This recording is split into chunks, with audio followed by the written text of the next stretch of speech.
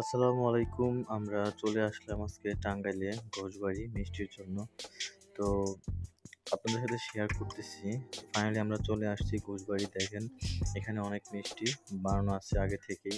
তো আমরা আগে খেয়ে টেস্ট করব যে মিষ্টিগুলো কেমন, তারপরে মিষ্টি নিব। তো আমাদের খাওয়া শেষ, মিষ্টিগুলো ভালোই ছিল, মোটামুটি খারাপ না। এখানে দই পাতা হচ্ছে, আর এইখানে দই পাতার স্টাইলগুলো একদমই আলাদা। আর আমাদের ঢাকাতে হচ্ছে অন্যভাবে দই পাতা হয়। ভালোই লাগতেছে, আর বিশেষ করে আমার কাছে দইটা অনেক ভালো লাগছে। দইটা অনেক ঘন, মিষ্টি অনেক, বাট দই অনেক ভালো লাগছে। আর এখানে আরো দুধ জাল দেওয়া হচ্ছে দইয়ের জন্য, তো আপনাদেরকে দেখাচ্ছি। দেখেন এত গরম এখানে বলার বাইরে। তো সব মিলিয়ে ভালোই ছিল। আমরা মিষ্টি নিয়ে নিলাম, সবকিছু নিয়ে এখন আবার আমরা বাসায় চলে যাচ্ছি। তো সবাই ভালো থাকবেন, সুস্থ থাকবেন, অ্যান্ড আমার ভিডিও লাইক কমেন্ট করবেন, সাবস্ক্রাইব